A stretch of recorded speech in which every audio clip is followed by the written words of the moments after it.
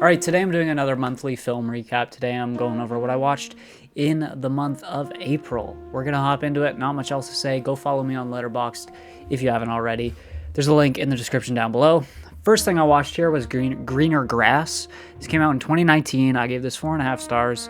Really enjoyed this. A very strange film. Kind of about a suburban family, a suburban mom that kind of out of nowhere gives her baby away to another mom, and then a bunch of wacky wild stuff continues to happen from that point on. Definitely kind of commentates or has some sort of commentary on, you know, the I guess like suburban horror, where like everything seems fine on the surface, but like there's like a darker undertone to everything. And this film really dives into that. There's some really strange like editing choices or just like directorial choices, costume choices as well. Like most of the people here have braces, which is just like a really interesting choice. Everybody has their own like unique mannerisms in this movie that feels very distinct to this. There's some hilarious moments in this film as well, with like one of the kids who like ends up like just becoming corrupted because he watches like a show that his parents didn't want him to watch. It sounds stupid as I'm explaining it, but just some absolutely hilarious moments in this as well. Some absurd moments as well that you don't fully know if they're real, or it kind of blurs the line between reality and more absurd things as well in a really interesting way. Just a really unique style to this film. I checked this out because I saw Karsten Rundquist, of course, talking about it in some sort of video of his, and I was really, really impressed with it. So if you haven't checked it out, go do it. It's a very unique experience. Next thing I watched here was Good Time. This is a Safdie brothers film, of course. I wanted to check this out after seeing both Uncut Gems and Marty Supreme this recently. So yeah, this one's, you know, starring Robert Pattinson. It's kind of got a lot of the same tendencies as Uncut Gems and Marty Supreme. The character feels very similar. I didn't enjoy this one as much as Uncut Gems or Marty Supreme. I definitely think like the messaging and the sauce is still on display here. Like this still feels like a very Safdie brothers movie. You can definitely see their identity, but I just feel like it's not executed as perfectly as something like Marty Supreme, you know? Next thing I watched here was Blackberry. I am on a big Matt Johnson kick right now, especially after seeing Nirvana, the band, the show, the movie, so I definitely wanted to check this one out. And I was blown away by this. This is the story of the founding fathers, I guess, of Blackberry, how Blackberry started. I had no idea Blackberry was Canadian. I didn't know it started in Ontario, but apparently it did, and apparently us Canadians have something to be kind of proud about, I guess. Yeah, I mean, it's kind of your typical, like, rise to fame, rise to riches story, but at what cost, you know? It's kind of got all those, like, tropes that you would expect, but I just feel like it's done so well because both the humor is fantastic, the editing is unbelievable. Love the music choices in this film. It's kind of shot in a Succession style, mockumentary style way, where, you know, you have a lot of crash zooms, you have a lot of handheld, you have a lot of like cameras from outside of the room where like you're peering through glass, or it's kind of the shot is obstructed in some way, and it makes it feel like a lot of these, as I've felt with Succession as well, a lot of these conversations, a lot of these moments, you feel like you almost shouldn't be able to see, you know, it feels private. The end of this film is so poetic, it ties back to everything discussed earlier on in the film. It's just done so well, and it's just like not overly pretentious. It's just so like constructed just magnificently, you know? Wow, look at that word I just used. Next up, I watched Three Women. I gave this 5 stars as well. This was directed by Robert Altman. This is the story of a young girl that meets an older girl that works at the same, it's like a pool that like almost serves as like physical therapy for older people. They meet at this job. They eventually become friends. They become roommates. As is usually the case with roommates, there's tension between the two of them. Things start to arise that they don't love about each other. I don't know. There's something about this film that's so like patient and so just subtle. It's not like trying to say anything per se. I don't know, there's so much detail and there's so much atmosphere and mystery to it that I think Altman is so good at least the 2 films I've seen from him. The other film I've seen is The Long Goodbye, which I think does the same thing. Like, you're not fully like following where you're like, okay, yeah, I see what they're trying to do here, but there's just like an intangible kind of mystery and feel to it, and steez to it. Like, there's so much style to it. It's just so good. There's like this mysterious like pool painter lady throughout this entire thing that we really don't get much of an explanation about her character, but she almost serves as this like this mythical figure that's just overshadowing the entire film. And like, I don't know, it's so good. I don't even know where to start with explaining this or why it's good, but it's just unbelievable. Shelley Duvall is great in it. There's a dream sequence in this too that's one of my favorite dream sequences I've ever seen. It's like legit horrifying. It's horrifying, but it's like unlike anything I've ever seen before. It's so unbelievably good. It's so good. Next thing I watched here was Wendy and Lucy. This is directed by Kelly Reichardt. She's kind of apparently like a big figure in American independent cinema, and I've been meaning to watch at least one of her films for a while now. Decided to check this one out because it's got a dog, you know? It's about Wendy and Lucy. It's about a lady and her dog. Her dog runs away, and most of the film is her trying to retrieve her dog. And that sounds like not much happening on the surface, and it's kind of true. There isn't much happening on the surface. In terms of plot, there's really not much that happens in this movie, but it's just such a mature and almost like, I don't know, it's definitely pessimistic at times in terms of how societal figures are portrayed in this. And I guess it's getting to the core of something of suburban America in general, and like the inequalities and the harshness of it, the harsh reality of that. I just think every character here has so much depth to it. It's one of those films where like you see a character pop up on screen and you feel like this person has always existed, which is such a testament to like great acting, but also great writing and just great like attention to detail. To have somebody that shows up and you fully buy that this is a real person is so impressive. And there's so many characters like that in this movie, whether it be the way that they talk, the certain little body movements that they do that feel so unique, and so unique that it's like, how did you even think of this? To the point where like you think, no, nobody could have thought of this. This is just a real person. Like, it almost plays tricks on your mind. I mean, it's a heartbreaking story of not being, fully prepared to care for something like a dog, whether that be financially. I mean, it's mostly financially in this movie. Yeah, it's really good. So if you're a fan of like some slower stuff that feels really real, a lot of attention to detail with the characters, definitely go check this thing out. Next thing I watched here, actually on the same night, I don't know why I watched this right after, but How to Make a Killing. This came out this year, starring Glenn Powell, Margaret Qualley's in it. I don't remember who else is in it, but yeah, this is a story of a guy who's kind of, born into a pretty rich family, and he decides that the only way to get access to his will to, I don't remember the amount, but it's like billions of dollars or something crazy. The only way to get access to that is for his family members to die. And guess how he does it, guys? Guess how he makes that happen? He kills them. Whoa. Big surprise. Big surprise. I kind of like the premise of this. I just feel like it plays it so safe. It plays it so by the numbers. The writing is pretty lazy in my opinion. Glenn Powell, like, he's had a couple performances that I have enjoyed. Like, I liked him in Hitman quite a bit.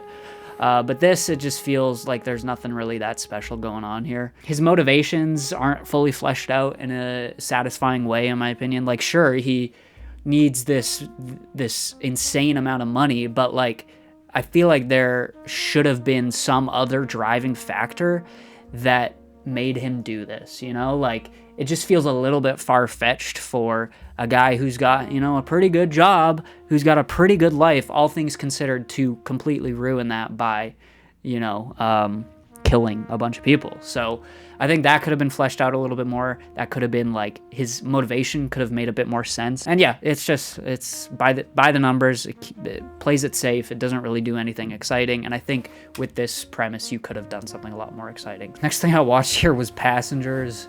This was part of a family movie night, if you can call it that. I can't with this movie. I was trying to hold in my laughter and to hold in my criticisms so much because like I didn't know if everybody else was enjoying it, but I was just like dying watching this. This is so bad. It's so bad. Like, first off, Chris Pratt's character is like an absolute creep in this, and the movie kind of plays it off as like kind of just a normal thing. And then it just gets so goofy. It turns into like such a cheesy, like forced action flick where like the CGI is bad, the acting is bad, the writing is bad and predictable, the action set pieces have no weight to them. They don't bring any sort of tension or excitement. It's so unbelievably predictable. The love story here, the chemistry between them is non-existent in my opinion. It's so vanilla, it's so boring. I couldn't even believe how bad this was. So don't go watch this, but if you do, I guess you'll have a good time just having a chuckle and laughing at it like I did. Next thing I watched here was Lost Highway, directed by David Lynch. Of course, I didn't love this as much as I wanted to. The thing is with Lynch films, like, I already know, like, I'm gonna go back to this and probably like it on a second watch. But I felt like for something like Mulholland Drive, I really enjoyed it on a first watch, and I kind of enjoyed Eraserhead on a first watch. This one, I still enjoyed it. 3.5 stars is a good score, but I see some people saying it's one of his more straightforward films, which I kind of disagree with, actually. I feel like something like Mulholland Drive is more straightforward and easy to follow. So yeah, I don't know, maybe I need to rewatch this one, but I just didn't love it as much as some of his other stuff. Even Blue Velvet, I think, is a lot more interesting than this. Next thing I watched here was Operation Avalanche. Like I said, I'm on a big Matt Johnson kick this month and this year because, you know, he's a Canadian filmmaker, and I feel like I kind of identify with him, both because we're Canadian, but also I just am really loving what I'm seeing. This is probably the weakest of his that I've seen. Probably this and Dirties are the weakest. I think I prefer Dirties a little bit more than this, though. Yeah, this is kind of a story, again, similar style, kind of a mockumentary style. That's kind of usually what he always does. Of two people in the 60s who try and fake the moon landing. I don't know, it's got some good twists and turns. There's like a really great car chase towards the end of this film that I was really surprised by, and I just didn't think Matt Johnson and his team had the chops for, but they pull it off in a really exciting way. It's like a crazy oneer that is just absolutely insane. I don't know, I feel like the comedy is a little bit missing from this film, and maybe that's not what they were going for with this one, but I just felt like the jokes didn't land as much on this one. Those are kind of my critiques. I mean, I still enjoyed it, but just not as much as some of his other stuff. Next thing I actually rewatched here was Beautiful Boy. This is my third time seeing this, I think. I used to have it at 4.5 stars. I bumped it down to 4. I mean, it's still great. Absolutely heartbreaking, heart-wrenching. The music in it is fantastic. Shout out that Sigur Rós track, kind of at the climax of the film. Chalamet, of course, is unbelievable in it. I think it's still one of my favorite performances from him. Steve Carell's fine, in my opinion. I think Chalamet kind of outacts him here, to be honest. There's some dramatic moments where I just don't fully buy what Steve Carell's doing, but for the most part, he's pretty great. Next thing I watched here was Possession. This shit is crazy, man. This movie was batshit insane.